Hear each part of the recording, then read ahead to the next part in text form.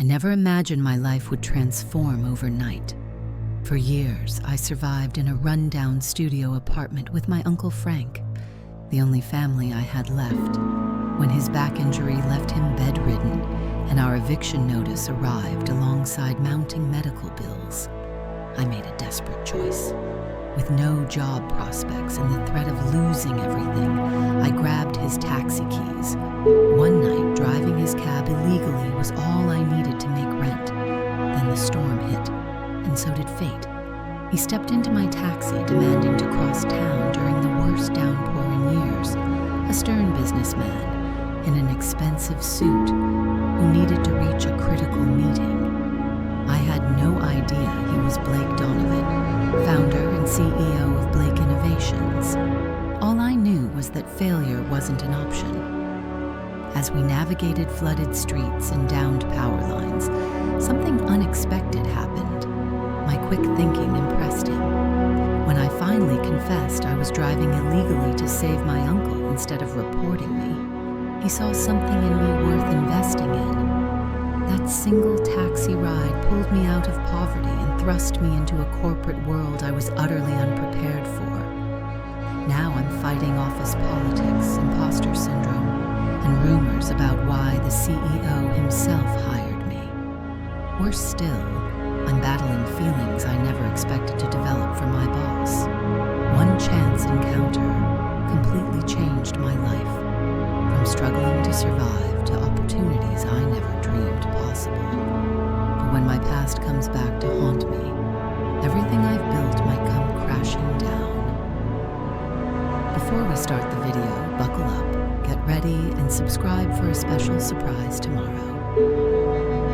Maya Reeves trudged up the stairs to her third-floor apartment, her feet heavy with exhaustion and disappointment. The rejection from the downtown cafe still stung, making it the 5th failed job interview this month. She'd been perfect for the position. Polite, experienced with customer service from her previous summer jobs, and desperate for work. But the manager had taken one look at her worn jeans and simple t-shirt and decided she wasn't the right fit for their upscale establishment. As she reached her floor, the familiar scent of mildew from the water-damaged ceiling greeted her. The landlord had promised to fix it months ago, but like most promises in her life, it remained unfulfilled. Maya inserted her key into the lock of apartment 3C, jiggling it the special way required to make the ancient mechanism work.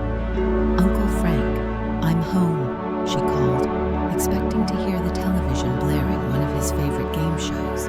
Silence answered her. "Uncle Frank?" Maya set down her bag and moved further into the tiny studio apartment they shared. That's when she saw him.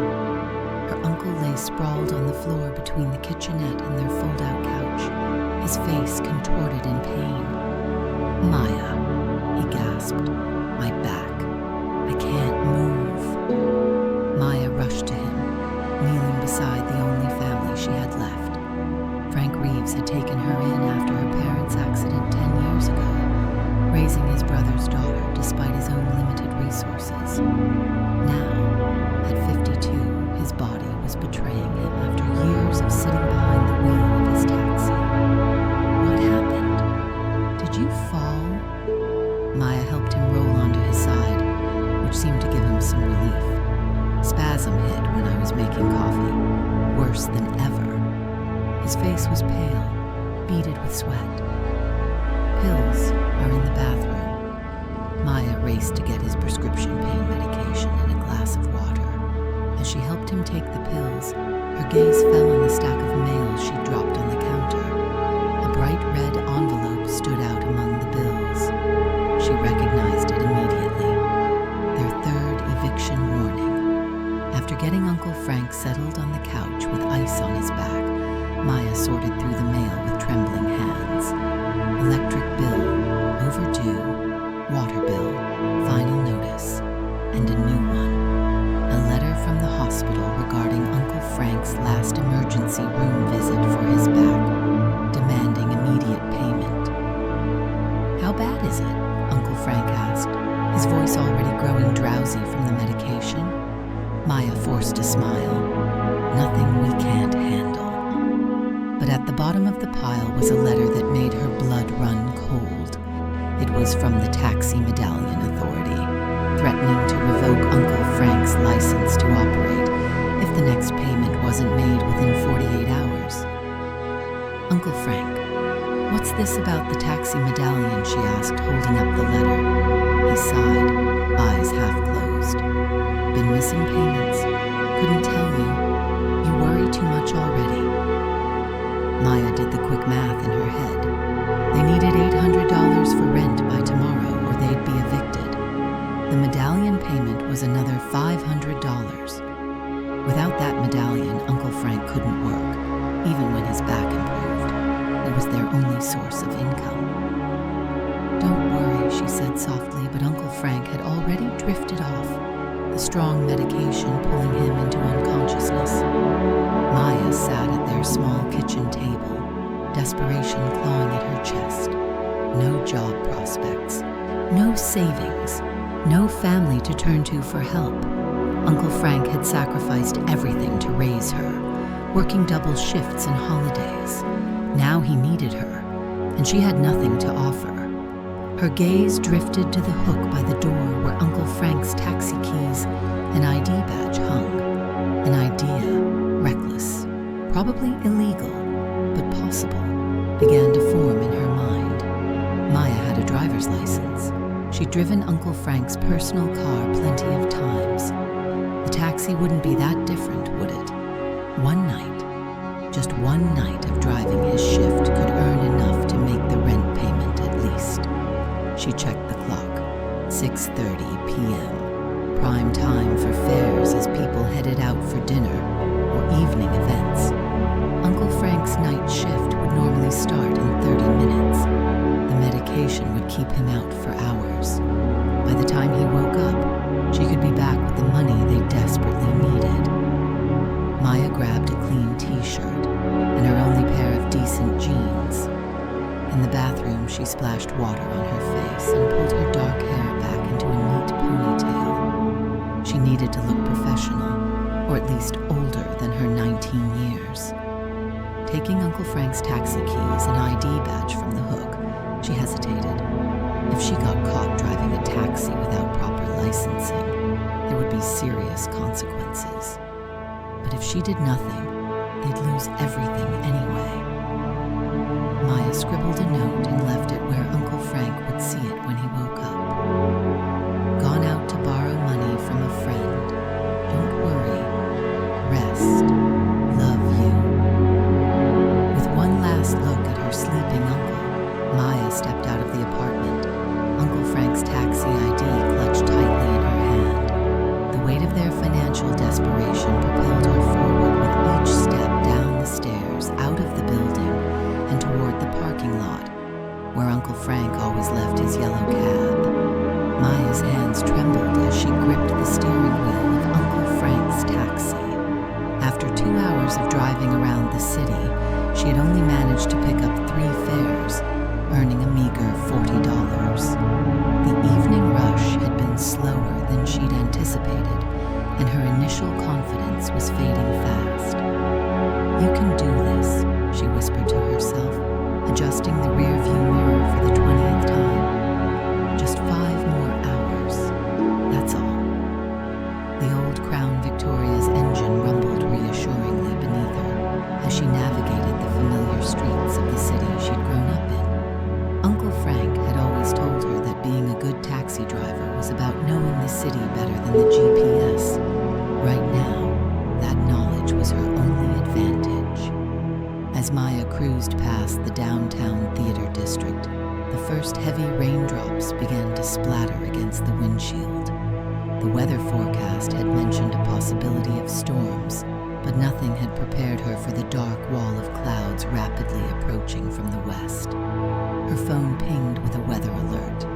Severe thunderstorm warning for the metropolitan area. Flash flooding possible. Seek shelter immediately. Great, just what she needed.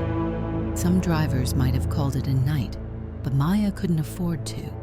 She needed at least $200 to make the rent payment, and she was nowhere close. As the rain intensified, she flipped on the wipers and continued driving, hoping the worsening weather might actually increase her chances of finding passengers desperate for a ride. Within 30 minutes, the storm had transformed the city. Streets became small rivers, visibility dropped to mere feet, and lightning cracked across the sky with alarming frequency. Maya drove cautiously, remembering Uncle Frank's warnings about hydroplaning. The taxi's availability light glowed hopefully in the gloom. Near the financial district, traffic slowed to a crawl. Reports of flooding and a downed power line had created gridlock on several major streets. Maya was contemplating an alternate route when a man in an expensive suit stepped off the curb, waving frantically at her taxi. Relief washed over her as she pulled to a stop.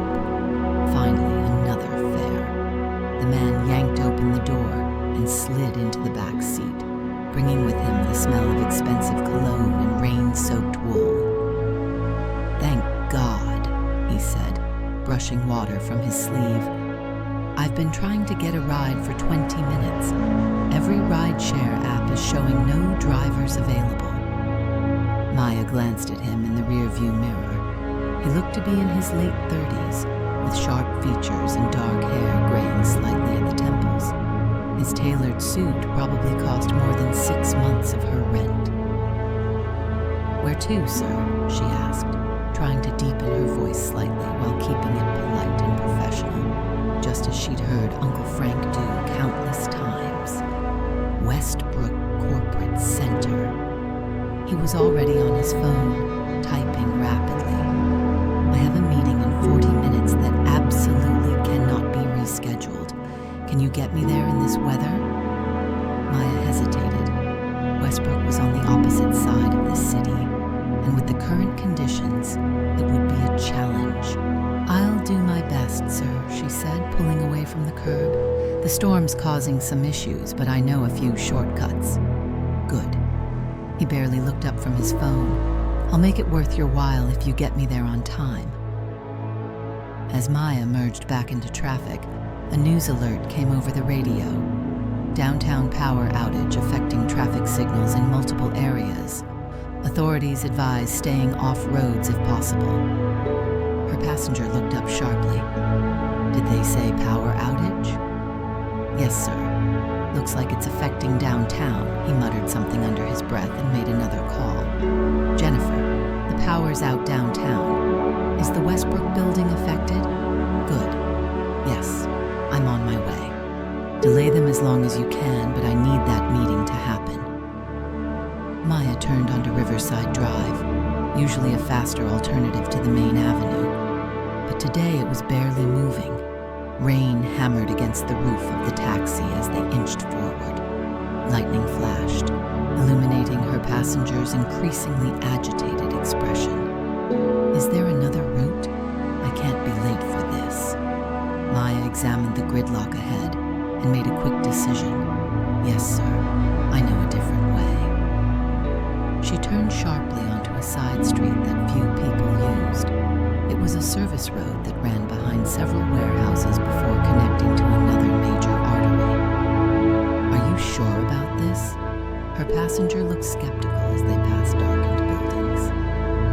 "My uncle's been driving taxis in this city for 20 years, Maya said, immediately regretting mentioning her connection to the real owner of the cab. "This road floods less because it's on slightly higher ground, and there won't be traffic." As predicted, they moved much faster on the empty service road. The passenger seemed to relax slightly, watching her with newfound interest. "You seem young to be a taxi driver," he observed. Maya's heart raced. "I get that a lot, sir." Another flash of lightning, followed by an immediate crack of thunder. The rain intensified, becoming a deafening roar on the roof of the taxi. Maya leaned forward, squinting through the windshield as the wiper struggled to keep up. Without warning, the street lights ahead flickered and went dark. The power spreading. "Great," her passenger muttered. "Does your GPS still work?" "Don't need it," Maya replied confidently, making another turn. "I know these streets." For the first time, he seemed impressed. Most drivers are lost without their navigation. They reached a main intersection where traffic signals were out, causing chaos as cars from all directions attempted to cross. Maya navigated through carefully, earning a nod of approval from her passenger. "Where did you learn to drive like this?" he asked. Maya focused on the road. "My uncle taught me. He always says a good driver anticipates problems before they happen." As they continued, the man in the back seat began watching her more carefully, his initial impatience giving way to curiosity. What Maya didn't know was that Blake Donovan, founder and CEO of Blake Innovations, rarely found himself impressed by anyone, especially not a young taxi driver during a storm.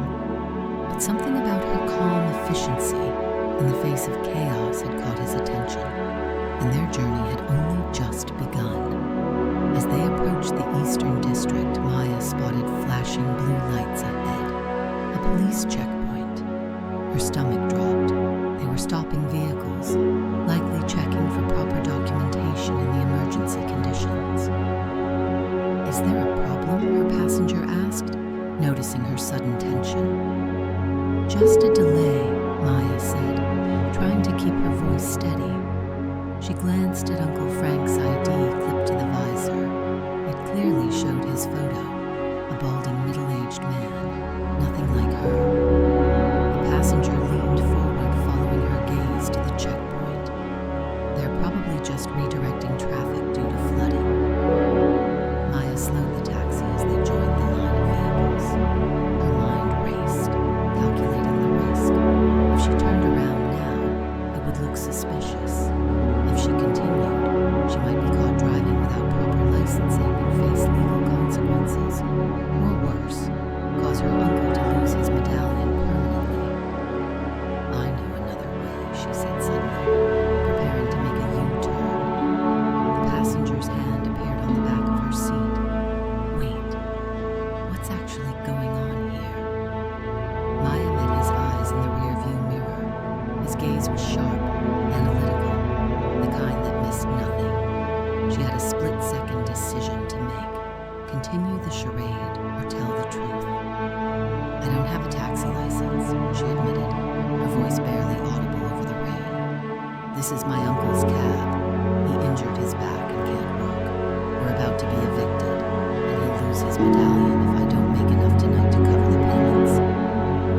She expected anger, demands to be let out, perhaps even threats to report her. Instead, her passenger was silent for a long moment, studying her with an unreadable expression. "To turn right at the next street," he instructed calmly. "When we reach the checkpoint, let me do the talking." Maya hesitated, then followed his directions. As they pulled up to the officer, her passenger rolled down his window, allowing rain to spatter into the back seat. "Good evening, officer," he said with easy authority. "I've got an emergency meeting at Westbrook. My driver tells me Clark Avenue is completely flooded." The officer leaned down, glancing at Maya before addressing the passenger. "Yes, sir. You'll need to take Highland Boulevard instead. May I see the driver's ID?"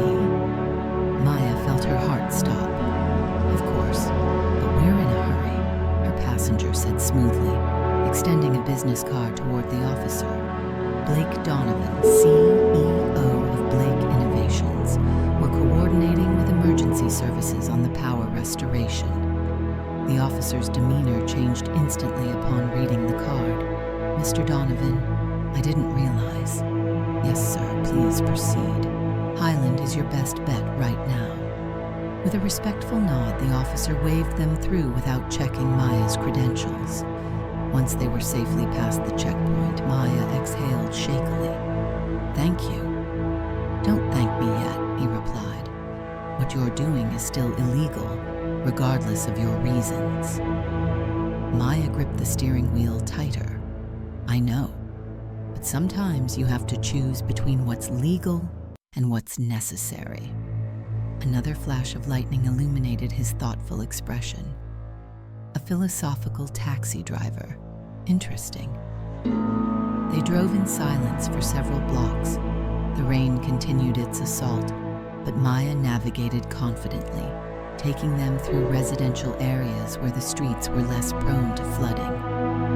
How exactly did you plan to make enough in one night to cover rent and the medallion payment? He asked finally. I didn't have much of a plan beyond working all night, Maya admitted. Uncle Frank usually makes about $300 on a good night. I need at least $700 to cover everything. That's ambitious for an amateur. I don't have the luxury of being realistic right now, Maya replied, swerving to avoid a fallen branch. As they approached a main intersection, Maya saw that the streetlights were completely out. Cars inched forward cautiously from all directions, creating a dangerous situation. This could take forever, her passenger muttered, checking his watch. Not necessarily. Maya turned down an alley that ran behind several businesses. This connects to Wilson Street. From there, we can take the overpass and avoid most of the surface street issues. Her passenger raised an eyebrow. That's not on any GPS. My uncle showed me. He says most taxi drivers guard their shortcuts like treasures. The alley led them exactly where Maya promised, allowing them to bypass almost 10 minutes of gridlock. As they emerged onto Wilson Street, her passenger received another call. Yes, Jennifer, I'm still on my way. What's the status? He listened intently. Tell them I'll be there in 15 minutes. The building has backup generators, so proceed as planned. After ending the call, he addressed Maya. I need to be there in 15 minutes. Can you do it? Maya assessed the conditions and the remaining distance. Yes, but I'll need to take some risks. I'm putting a lot of trust in someone who just admitted to driving illegally. And I'm trusting that you won't report me to the authorities after I get you there, Maya countered. A hint of a smile crossed his face. Fair point. Proceed. Maya accelerated, taking them through a series of complex turns that bypassed the worst congestion. She handled the taxi with increasing confidence, her initial nervousness replaced by focused determination. You mentioned your uncle taught you to drive, her passenger said, as they navigated around a stalled vehicle. No parents in the picture? They died when I was 9. Car accident during a storm not unlike this one. Uncle Frank took me in. That couldn't have been easy for either of you. It wasn't, Maya said simply. But he never made me feel like a burden, even though I know it was hard on him financially. Hence tonight's adventure, he observed. Maya nodded, taking another shortcut through a shopping center parking lot. He'd be furious if he knew what I was doing, but I can't just watch him lose everything. As they finally turned onto the access road leading to the Westbrook Corporate Center, Maya could see her passenger was watching her with an expression that had transformed from skepticism to something resembling respect. The Westbrook Corporate Center loomed ahead, its glass tower illuminated by emergency generators, while the surrounding buildings remained dark. Maya pulled up to the main entrance with 3 minutes to spare before her passenger's meeting. Impressive, he said, gathering his belongings. You got me here with time to spare in conditions that would challenge professional drivers. Love. Uncle Frank's eyes widened. Blake Innovations? How did you manage that? It's a long story, Maya said, and it might not lead to anything, but I'm going to give it a shot. Of course you should, he said immediately. That's a real company with real benefits. You could have a future there. Maya didn't mention that the opportunity had come from illegally driving his taxi. That was a confession for another day, if the job offer turned out to be some rest, she told him, helping him adjust his position. We can talk more in the morning. After Uncle Frank drifted back to sleep, Maya lay awake, staring at the ceiling. Tomorrow she would walk into the headquarters of Blake Innovations and come face to face with Blake Donovan again, this time as herself, not as a taxi driver in a borrowed vehicle. The thought was terrifying and exhilarating. Maya stood before her closet the next morning, panic rising as she surveyed her limited options. What did one wear to meet the CEO of a major corporation? Her wardrobe consisted mostly of jeans, t-shirts, and the black pants and white shirt she'd worn for food service jobs. Nothing that screamed, "Hire me for a corporate position." She settled on her cleanest pair of black pants and a simple blue blouse she'd bought for a school presentation years ago. It was slightly faded but still presentable.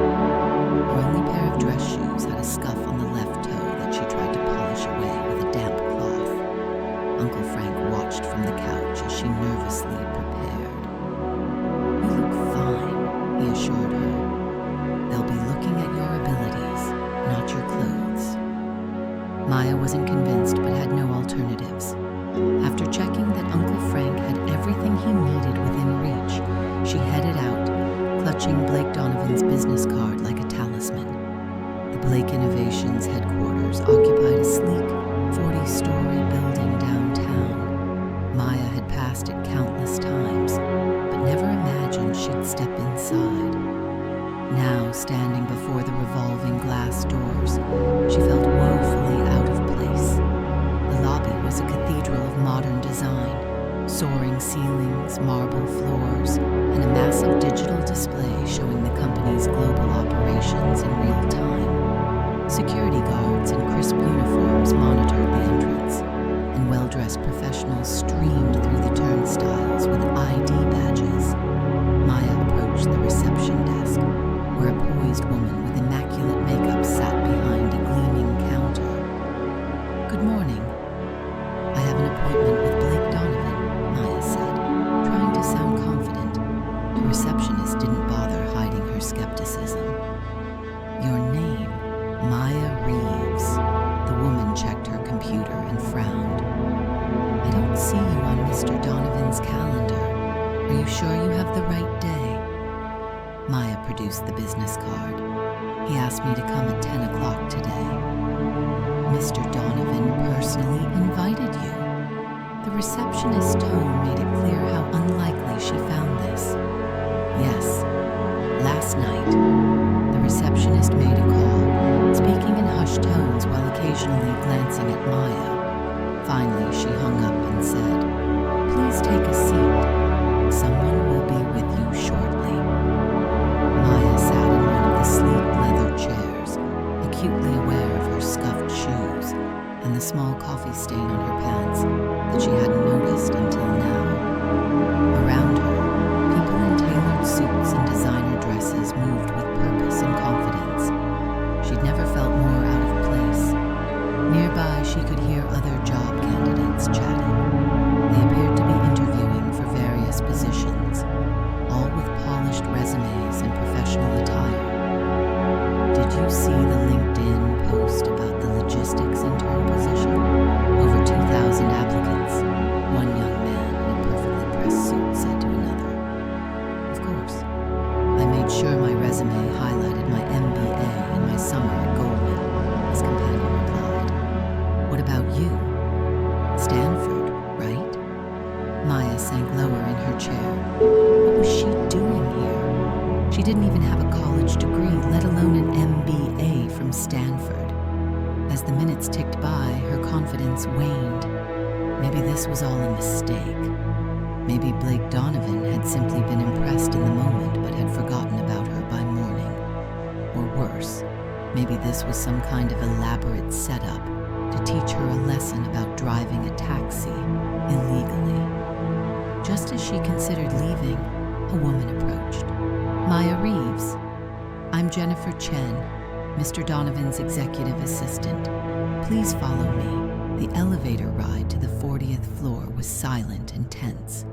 Jennifer gave nothing away about what awaited Maya, merely escorting her through a series of increasingly impressive corridors until they reached a waiting area outside what must have been Blake Donovan's office. "Wait here," Jennifer instructed. "Human resources will be with you shortly." Left alone, Maya took in her surroundings. The waiting area offered a panoramic view of the city, including, she realized with a start, the very streets she'd navigated during last night's storm. Oh. Maya allowed herself a small smile of pride as she pulled the taxi to a stop under the covered entrance. "Will you need a ride back after your meeting?" "Possibly." He reached into his wallet and pulled out several large bills. "This should cover the fare and then some." Maya glanced at the money. There had to be at least $500 there. Her eyes widened. "Sir, that's way too much. The meter only says $48. "Consider it hazard pay for driving in these conditions," he insisted, extending the cash toward her. Maya shook her head. "I can't accept that. Just the fare is fine." Her passenger looked genuinely surprised, as if people rarely refused his money. Most people would take it without hesitation. "I'm not most people," Maya replied, "and I didn't do anything extraordinary to earn that much." He studied her for a moment, then put away all but $60. "The fare, plus a reasonable tip then." Maya accepted it with a nod. "Thank you." Instead of immediately exiting the taxi, her passenger seemed to be considering something. "You took a significant risk tonight, both legally and physically, to help your uncle. He would do the same for me. He has done the same for me, many times." "What's your name?" he asked suddenly. Maya hesitated, then realized there was little point in lying now. Maya Reeves."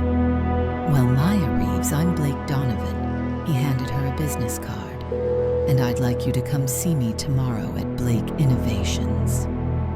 Maya stared at the card, then back at him. "You're the Blake Donovan? The CEO?" He nodded. "The very same. But why would you want to see me?" "Because people with your kind of resourcefulness and integrity are rare. I think you might be a good fit for our company." Maya laughed nervously. "I don't have a degree or any qualifications." "You navigated a crisis situation with calmness and ingenuity. It's a qualification in my book." He pointed to the card.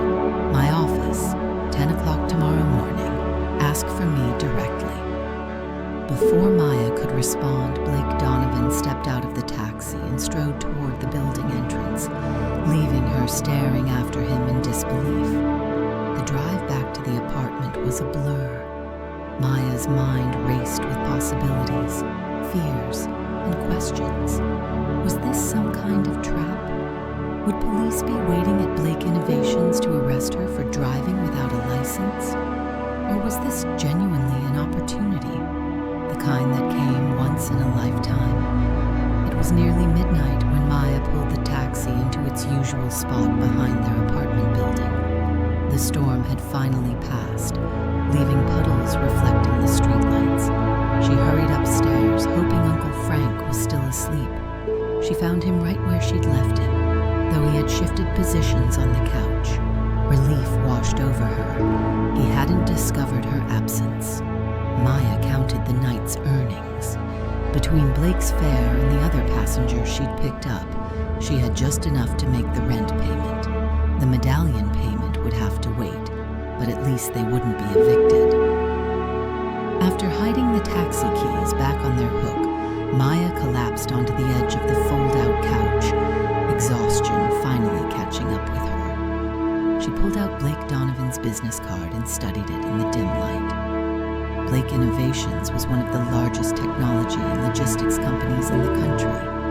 What could someone like her possibly offer a corporation like that? Yet something in Blake Donovan's expression had seemed genuine when he'd invited her to his office. He'd seen something in her that she herself couldn't identify. groggy voice startled her. "Where have you been?" "Just out trying to borrow some money for the rent," she said, quickly tucking the business card into her pocket. "How are you feeling?" "Still hurts like hell, but the medication helps." He struggled to sit up. "Any luck with the money?" Maya nodded. "I got enough for the rent.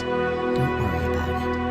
Uncle Frank's relief was visible even in the dim light. "You're a good kid, Maya. I don't know what I'd do without you." Guilt twisted in Maya's stomach. "You've done so much for me. It's my turn to help."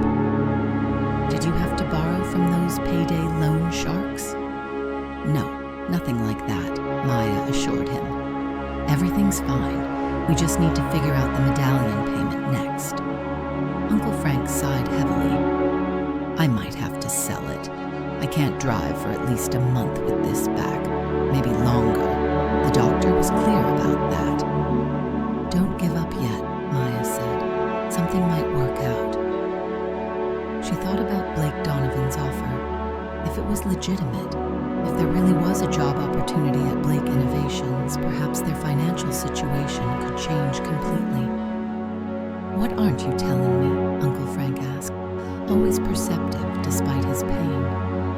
Maya hesitated, then decided to share at least part of the truth. "I might have a job interview tomorrow at Blake Innovations. From this height, the city looked orderly and manageable, nothing like the chaotic maze she'd driven through. Soon, a stern-looking woman in a sharply tailored suit approached. "Miss Reeves, I'm Vanessa Powell, head of Human Resources. This way, please." Vanessa led Maya to a small conference room and gestured for her to sit. "So," she began, consulting a tablet, "I understand you're here at Mr. Donovan's request, though we have no record of your application in our system." "That's correct," Maya confirmed. "It was a rather unexpected invitation." "And your qualifications are?"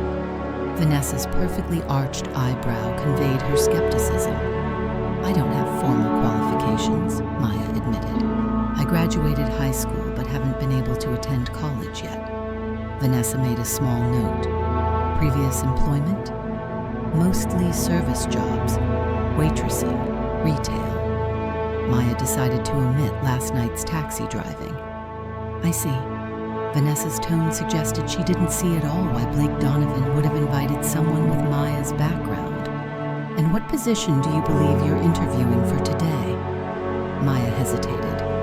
"Mr. Donovan didn't specify. He just asked me to come in."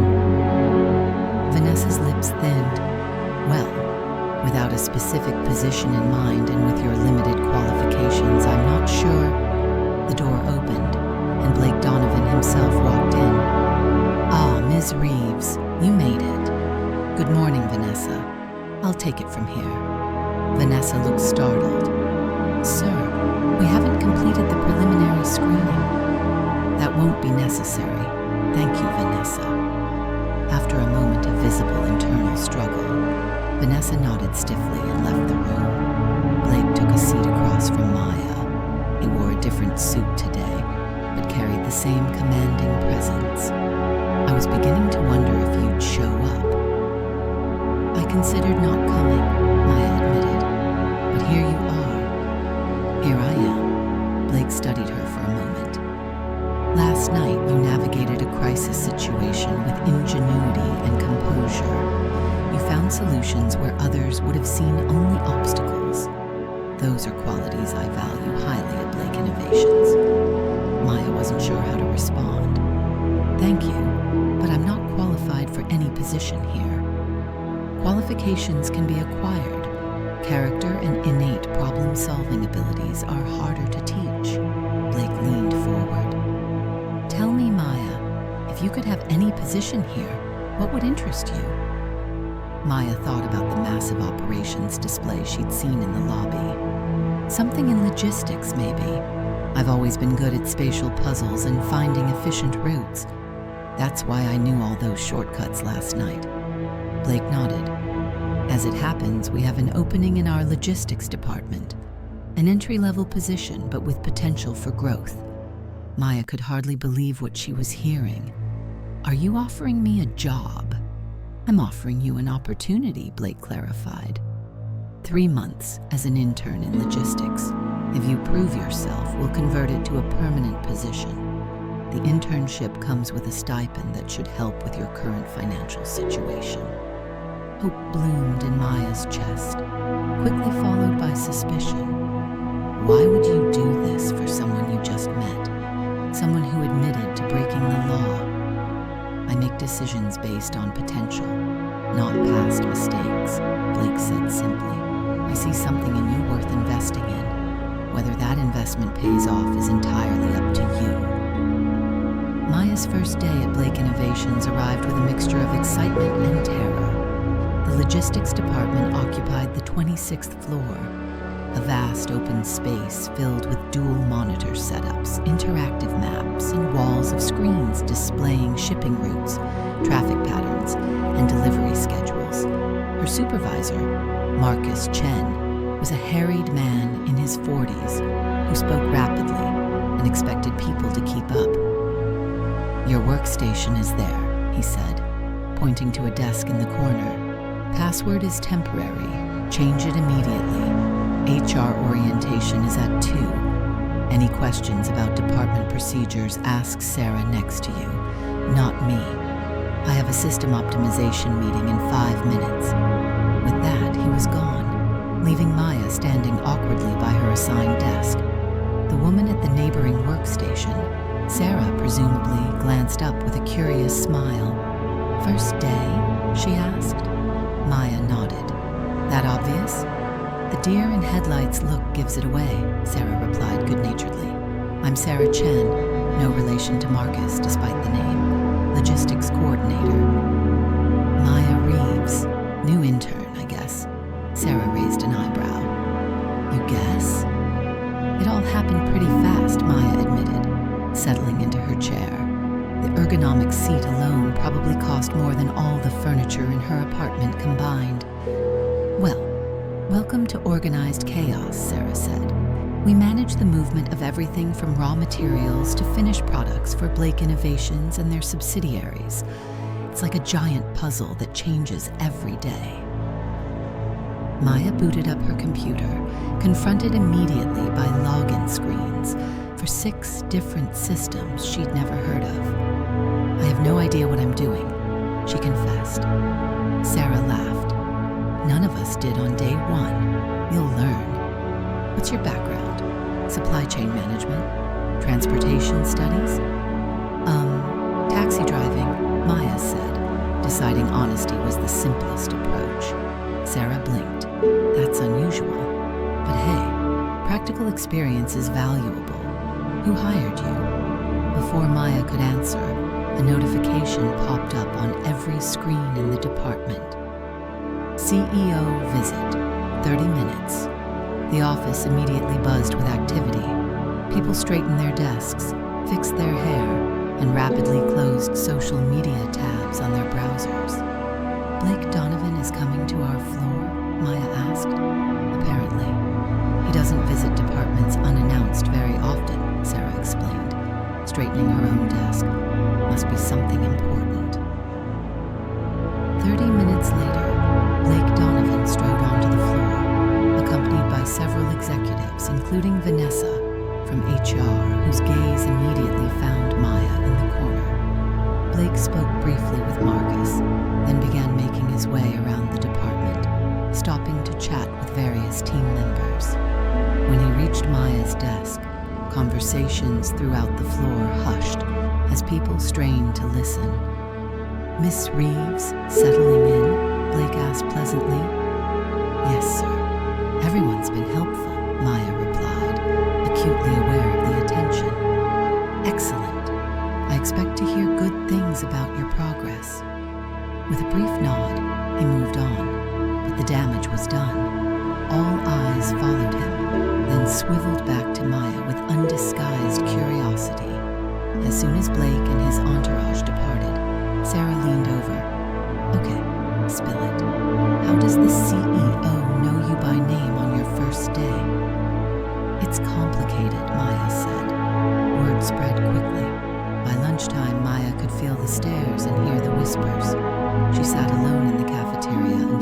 joined her, sliding into the seat across the table.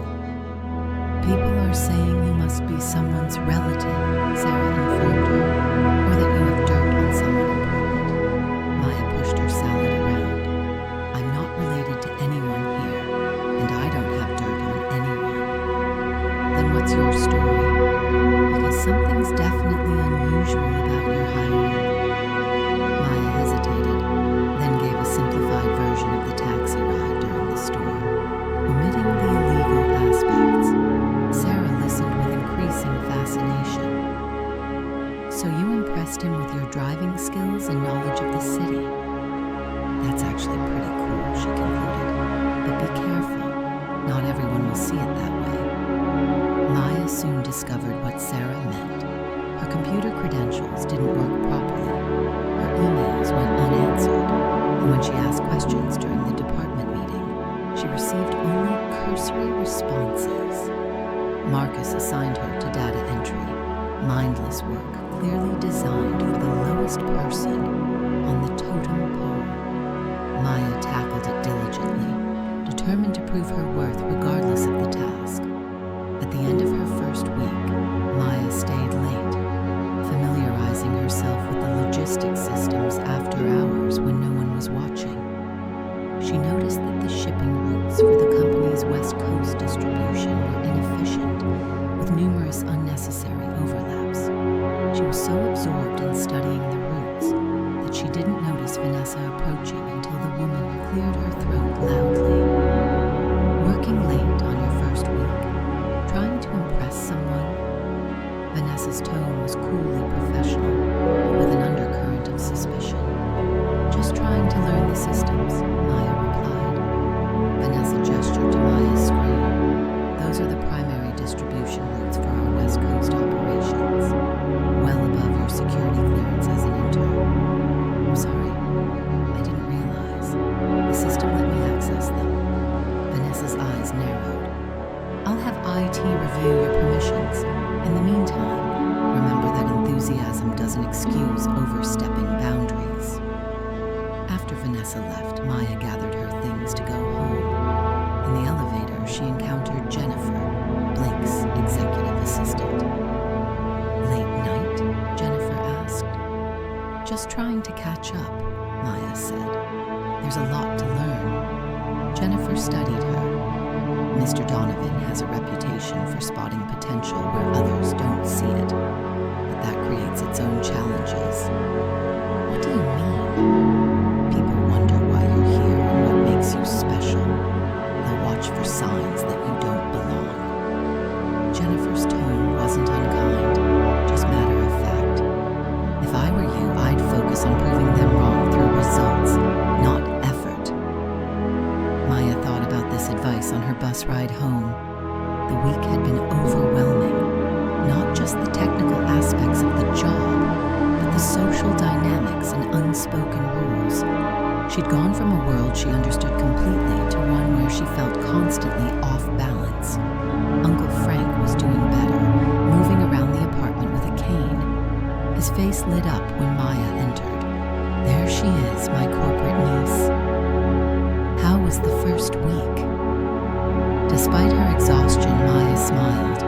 The stipend from her internship had already paid the medallion fees, and this month's rent, with enough left over for proper groceries. "It's challenging," she admitted, "but I'm not giving up." 1 month into her internship, Maya found herself slowly gaining ground at Blake Innovations. Her strategy was simple but effective. Arrive early, leave late, and absorb everything she could about logistics operations. While her assigned tasks remained basic, she used every spare moment to study how the company's supply chain functioned. Marcus still barely acknowledged her existence, but Sarah had become a valuable ally, explaining industry terminology and helping Maya navigate the company's complex systems. During lunch breaks, they often sat together in the cafeteria, where Sarah would quiz Maya on logistics concepts.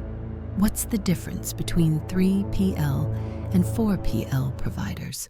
Sarah asked one day, taking a bite of her sandwich. Third-party logistics providers handle outsourced operations like warehousing and shipping, Maya answered. Fourth-party providers manage multiple 3PLs and handle more strategic oversight. Sarah nodded approvingly. You're picking this up faster than most interns with actual degrees. I have a good teacher, Maya replied, and I can't afford to fail here. It was true. The internship stipend had stabilized her and Uncle Frank's finances, but remained temporary. Without a permanent position, they would eventually slide back into precarity. Uncle Frank was improving gradually, participating in physical therapy sessions covered by a medical assistance program Sarah had helped Maya find. He still couldn't work, but could now move around their apartment without constant pain. You know, Sarah said, lowering her voice, there's a logistics coordinator position opening up next month. Marcus hasn't announced it yet, but Jennifer told me. Maya's pulse quickened. Do you think I could apply? It typically requires a bachelor's degree and 2 years of experience, Sarah warned. But you've got Blake Donovan in your corner, so who knows? Maya had barely seen Blake since her first day. He appeared occasionally for department meetings, but always surrounded by executives and assistants. Sometimes she felt his gaze land on her briefly, but he never approached or spoke directly to her again. Later that afternoon, Maya was copying data from shipping manifests when she noticed a pattern. Several shipments to the same facility had been rerouted multiple times, creating delays and additional costs. Curious, she dug deeper into the records and discovered that a recent system update had created a routing conflict that no one had caught. Maya hesitated. This wasn't her assignment, and Vanessa had already warned her about overstepping. But the issue was costing the company thousands each day. It went unaddressed. After careful consideration, Maya documented her findings and drafted a brief, professional email to Marcus with the routing conflict information and a suggested fix. She read it over 3 times before sending, making sure her tone was helpful rather than presumptuous. The next morning, Marcus stopped at her desk. The routing issue you found, he said without preamble. How did you notice it? The same facility code kept appearing in the rerouting logs, Maya explained. It seemed statistically unlikely to be random. Marcus studied her with no interest. You prevented a significant waste of resources. Good work. It wasn't effusive praise, but coming from Marcus, it felt monumental. That small victory opened a door. Marcus began assigning Maya more substantive tasks, including analyzing route efficiencies and identifying potential bottlenecks. She approached each assignment with diligence, applying both her theoretical knowledge and practical understanding of city transportation. During a department meeting the following week, Maya found herself included in a discussion about optimizing delivery schedules. The analytics suggest evening deliveries would reduce transit times, one of the senior coordinators argued. The models show a 12% improvement. Maya cleared her throat nervously. The models don't account for evening street cleaning schedules in the downtown districts. Most of those roads have parking restrictions from 7 to 9 p.m. twice weekly. The room fell silent, all eyes turning to her. And how do you know this? The coordinator asked. My uncle's a taxi driver, Maya explained. Those restrictions force traffic into fewer lanes, creating bottlenecks that could eliminate any time savings from lighter traffic.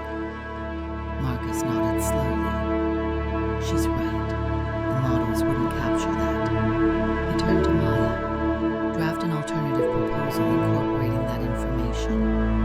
It was Maya's first real project, a chance to demonstrate her capabilities beyond data entry and analysis. She spent the next 3 days developing a comprehensive delivery schedule that accounted for real-world variables the analytical models missed. Her proposal included alternative routes, optimal timing windows, and contingency options for weather or traffic disruptions. When she submitted it to Marcus, he reviewed it silently, then forwarded it to the entire department with a brief note. Implementation begins Monday. Sarah bumped Maya's shoulder playfully. Look at you, logistics prodigy. People are starting to notice. It was true. The whispers and stares had transformed from suspicious to curious. Colleagues who had previously ignored her now sought her input on city routes and transportation constraints. Even Vanessa seemed to reconsider her initial assessment. During a performance check-in, her tone was notably less frosty. Your supervisor reports that you're exceeding expectations, Vanessa said, reviewing Maya's file. Your practical knowledge of urban transportation has proven valuable to the department. Thank you, Maya replied, maintaining her professionalism despite her internal elation. The logistics coordinator position will be posted next week, Vanessa continued. While you don't meet the standard qualifications, Mr. Donovan has authorized you to apply. Maya struggled to contain her excitement. I appreciate the opportunity. This is highly irregular, Vanessa added, her expression serious. You should understand that other candidates will have credentials you lack. Don't be disappointed if the selection committee chooses someone with more traditional qualifications. But Maya was already drafting her application in her mind, determined to demonstrate that practical expertise and determination could compensate for her lack of formal education. What she didn't know was that Vanessa had already begun investigating the circumstances of her hiring, suspicious of the connection between Maya and Blake Donovan. The head of HR had requested the security footage from the night of the storm, determined to understand what had really happened during that taxi ride. The logistics coordinator position attracted dozens of applicants, most with impeccable credentials. Maya submitted her application with both hope and trepidation, knowing she was competing against candidates with degrees from prestigious universities and years of industry experience. 2 weeks of interviews followed. Maya prepared meticulously, studying industry best practices and developing thoughtful responses to potential questions. When her interview day arrived, she wore a new navy blue blazer, her first professional clothing purchase, made possible by her internship stipend. The interview panel consisted of Marcus, 2 senior managers from related departments, and Vanessa from HR. Maya answered their questions with confidence, drawing on her practical knowledge and the insight she'd gained during her internship. Your proposal for the delivery schedule optimization was innovative, one of the senior managers noted. Where did you learn to think that way about logistics problems? My circumstances taught me to find creative solutions with limited resources, Maya replied honestly. And growing up with a taxi driver gave me a unique perspective on urban transportation. The interview seemed to go well, but Maya knew better than to get her hopes up. As she left the conference room, she noticed Blake Donovan and Jennifer walking down the hall toward her. Ms. Reeves, Blake acknowledged her with a nod. How was the interview? Challenging but fair, Maya replied. Thank you for the opportunity to apply. Don't thank me. Your performance earned you the right to be considered, Blake said. I look forward to the committee's decision. As they continued past her, Maya overheard Jennifer say, "The board meeting is starting, sir." Blake's response was too quiet to catch. Back at her desk, Maya tried to focus on her regular tasks, but her mind kept returning to the interview. Had she said enough? Too much? Would her practical experience truly compensate for her lack of formal qualifications? Sarah stopped by with an encouraging smile. Word is you impressed them. Marcus actually said something positive. which is practically unheard of. There are so many qualified applicants, Maya said, tempering her expectations. But none of them have your story, Sarah pointed out. Sometimes that matters more than a fancy degree. Later that afternoon, the department gathered for the monthly operations review. Maya took notes diligently as Marcus presented the latest efficiency metrics. Blake Donovan arrived halfway through, standing quietly at the back of the room. Toward the end of the presentation, Marcus highlighted the successful implementation of Maya's delivery scheduling system. The real-world adjustments to our model have resulted in a 15% reduction in delivery delays and significant cost savings. Blake stepped forward. Who developed this new approach? Marcus nodded toward Maya. Our intern identified limitations in our models and proposed the adjustments. All eyes turned to Maya, including Blake's. She felt a mixture of pride and discomfort at the attention. Excellent work, Blake said. This is exactly the kind of innovation we need, combining analytics with practical insights. The meeting concluded, and people began filtering out of the conference room. Maya was gathering her notes when Vanessa approached, her expression unusually grave. Ms. Reeves, I need to speak with you, privately. Maya followed Vanessa to a small meeting room, her stomach knotting with apprehension. Vanessa closed the door and placed a tablet on the table between them. I've been reviewing the circumstances of your hiring, she began. Something about your story never quite added up. Maya remained silent, uncertain where this was heading. I obtained security footage from the Westbrook Corporate Center from the night of the storm, Vanessa continued, tapping the tablet screen to play a video. It shows you arriving in a taxi with Mr. Donovan. The grainy footage clearly showed Maya behind the wheel of her uncle's taxi, with Blake exiting the passenger side. You were driving the taxi, Vanessa stated, not riding in it. You weren't simply Mr. Donovan's passenger that night, as you've led people to believe. You were working as an unlicensed taxi driver. Maya's heart sank. I never claimed to be his passenger. People assumed that, and I didn't correct them. Deception by omission is still deception, Vanessa countered. You were illegally operating a taxi without proper licensing, and that's not just against company policy, it's against the law. Maya took a deep breath. Yes, my uncle was injured, and we were about to lose everything. I made a desperate choice that night. And Mr. Donovan knew this when he hired you? Yes. I told him during the ride. Vanessa's expression hardened. So he knowingly hired someone who had admitted to illegal activity. This puts both of you in a very difficult position. Maya felt her brief career at Blake Innovations crumbling before her eyes. What happens now? The selection committee was considering you for the coordinator position. This information changes things significantly. Vanessa stood. I'll need to bring this to Mr. Donovan's attention immediately.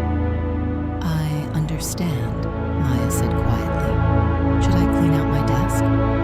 That won't be necessary yet, Vanessa replied. Continue your regular duties until a decision is made. After Vanessa left, Maya sat alone in the meeting room, trying to process what had just happened. All her hard work, all her progress, potentially undone by the desperate choice she'd made that stormy night. When she finally returned to her desk, she found an email notification on her screen. The logistics coordinator position had been filled by a Harvard graduate with 3 years of experience at a competing firm. Sarah approached with a sympathetic expression. I just heard. I'm so sorry, Maya. It's okay. I knew it was a long shot, Maya replied, not revealing her conversation with Vanessa. There will be other opportunities, Sarah assured her. You've proven yourself valuable to the team. Maya nodded but wondered if she'd even have a job tomorrow. As the workday ended, she found herself herself one of the last people on the floor, unable to face going home and telling Uncle Frank what had happened. She was shutting down her computer when Marcus appeared at her desk. "Vanessa told me about the taxi situation," he said, without preamble. Maya braced herself for termination. "Poor judgment," Marcus continued, "but exceptional problem-solving skills." "I'm sorry I wasn't honest about it," Mayo said. Marcus shrugged. "Not my department. HR and legal will handle that. I just wanted you to know that your work here has been impressive, regardless of how you got in the door." It was the closest thing to a personal conversation they'd ever had, and Maya appreciated the gesture. "Thank you." As Maya gathered her things to leave, her phone buzzed with a text message from an unknown number. "Mr. Donovan would like to see you in his office tomorrow morning at 8 a.m. Jennifer Chen." Maya barely slept that night. She told Uncle Frank everything. The truth about the taxi driving, Vanessa's discovery, and the impending meeting with Blake Donovan.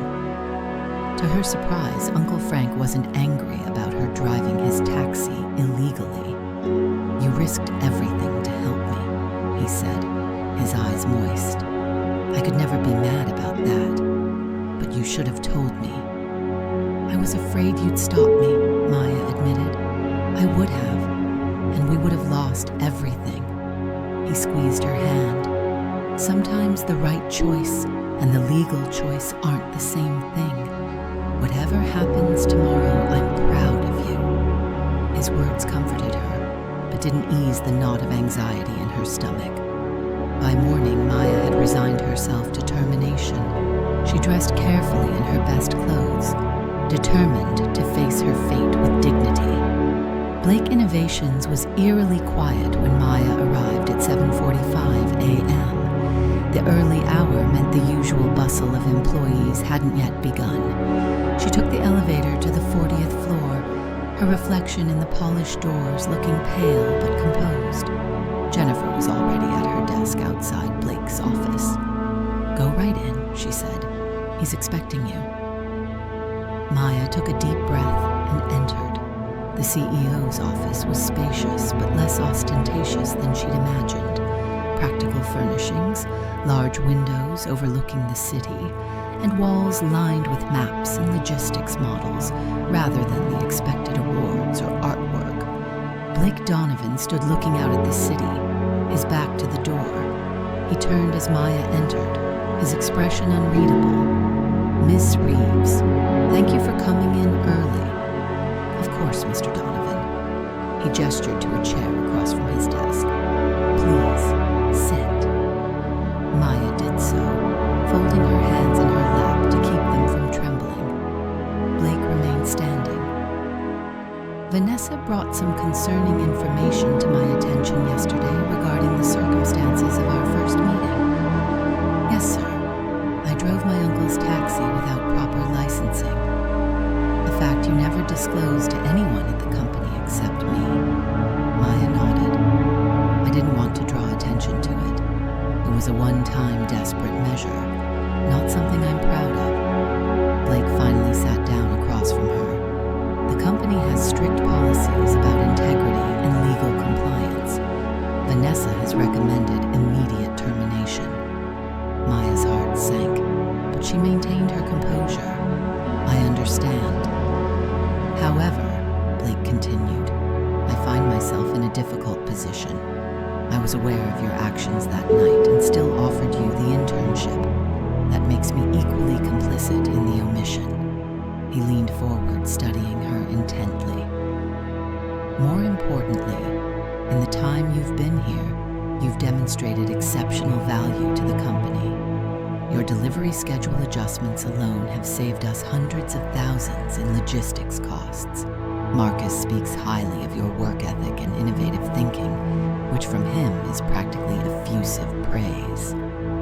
Maya allowed herself a flicker of hope. "Does that mean I'm not being fired?" "It means I'm facing a decision between policy and pragmatism."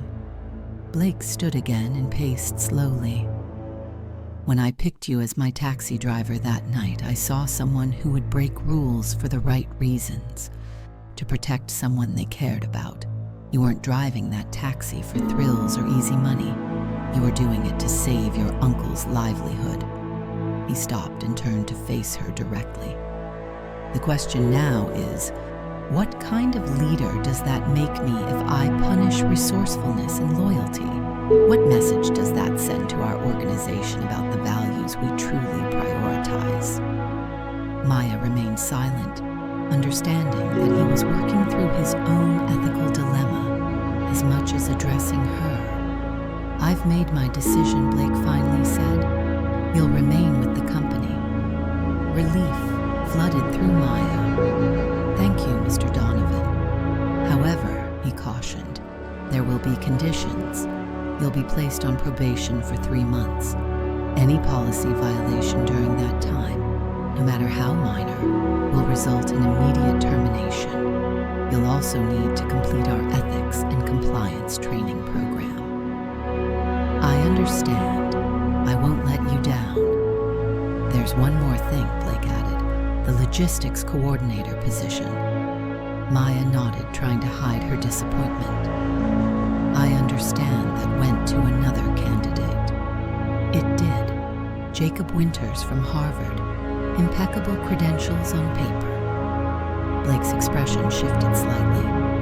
"But papers don't solve real-world logistics problems. People do." He handed her a folder. "I'm creating a new position, Innovation Specialist in the Logistics Department. The role will focus on identifying practical improvements to our theoretical models, bridging the gap between analytics and real-world application. It's a lateral move from the coordinator position with the same salary and benefits." Maya stared at the folder in disbelief. "You're offering me a permanent position?" "I'm offering you a chance to turn your unique perspective into a business advantage for this company," Blake corrected. "Whether you succeed or fail will be entirely up to you." Maya opened the folder to find an employment contract with her name already printed on it. The salary figure made her breath catch. It was more money than she'd ever imagined earning. "Why?" she asked simply. "Why take this risk on me?" Blake's expression softened almost imperceptibly. "Because 10 years ago, I was in a position not unlike yours. Someone took a chance on me despite my unconventional background. I believe in paying that forward." He extended his hand. "Do we have a deal, Ms. Reeves?" Maya stood and shook his hand firmly. "We do, Mr. Donovan, and I promise you won't regret it." As she left his office, contract in hand, Maya felt a weight lift from her shoulders. The path ahead wouldn't be easy. She still had much to prove and learn, but for the first time, her future held more promise than uncertainty. Jennifer gave her a small smile as she passed. "Congratulations." "You knew?" Maya asked. "I suspected. Mr. Donovan doesn't often fight HR's recommendations unless he sees something truly valuable." Maya headed toward the elevator, her mind already racing with plans. She couldn't wait to tell Uncle Frank. With this salary, they could move to a better apartment, one without mold and with proper accessibility for his recovery. He wouldn't have to worry about returning to taxi driving before he was fully healed. One taxi ride during a storm had indeed changed everything. 6 months later, Maya stood before the logistics department, presenting the latest improvements to her innovative delivery system. The room was packed, not just with her immediate colleagues, but with executives from other divisions curious about the efficiency gains her team had achieved. By integrating real-time traffic data with historical patterns and local event schedules, we've reduced delivery times by an additional 8%, Maya explained, gesturing to the data visualization behind her. This translates to approximately 1.4 million in savings annually across our distribution network. Marcus nodded approvingly from the back of the room. Their working relationship had evolved from skepticism to mutual respect, with Marcus becoming an unexpected mentor as Maya navigated the complexities of the corporate environment. Questions, Maya asked as she concluded her presentation. Jacob Winters, the Harvard graduate who had won the coordinator position, raised his hand. These results are impressive, but how do you account for seasonal variations?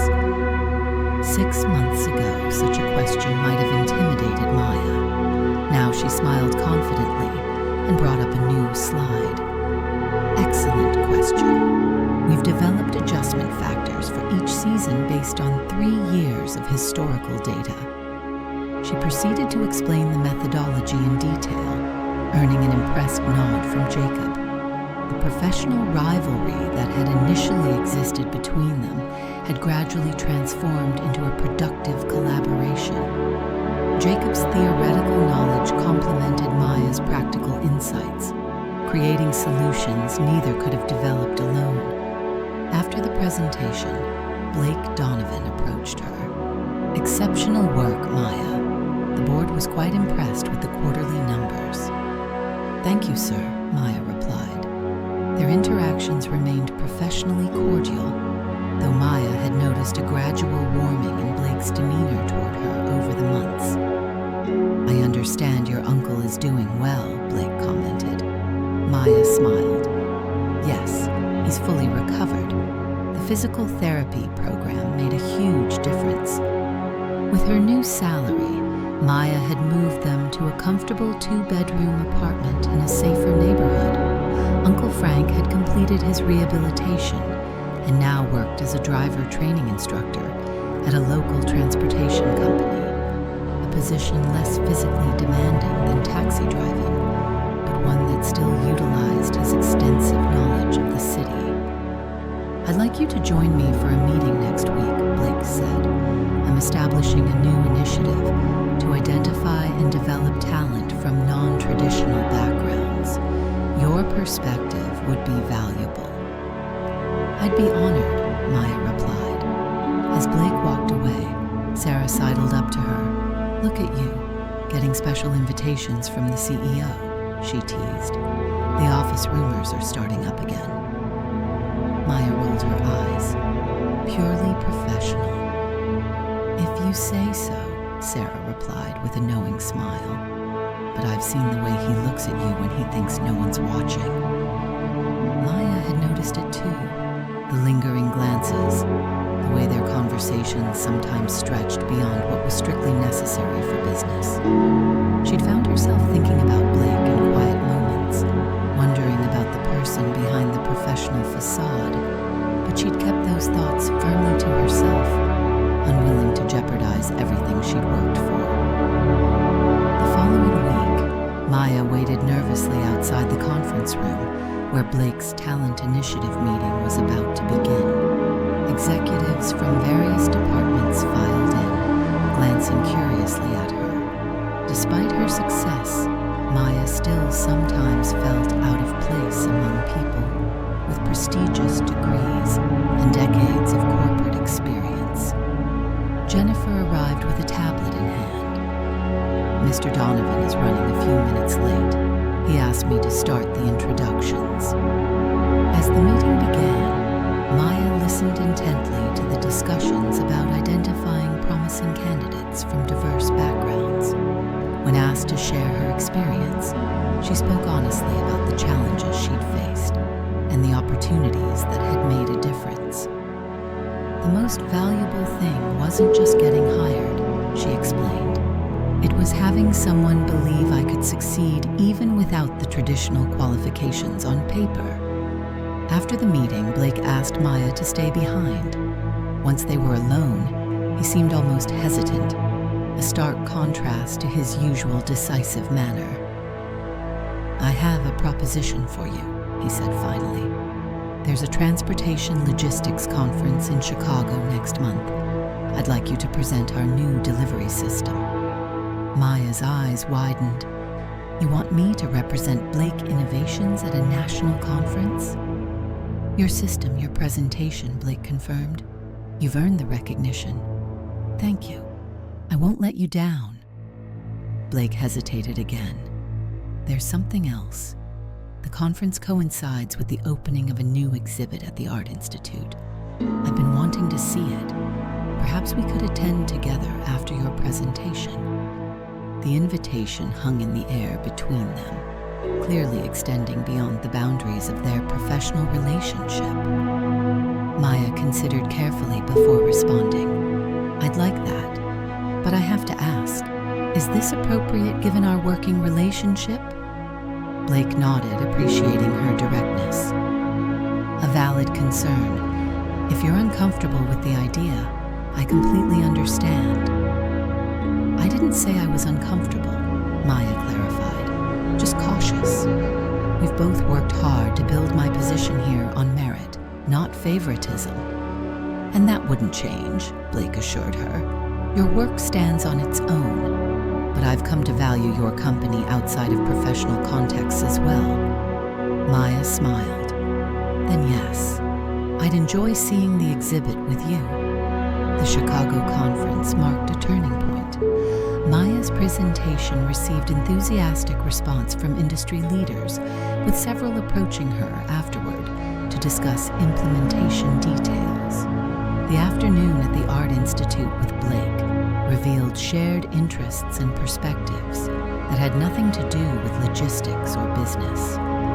1 year to the day after Maya had driven Blake through the storm in her uncle's taxi, they found themselves in another taxi, heading to a charity gala supporting transportation workers' education.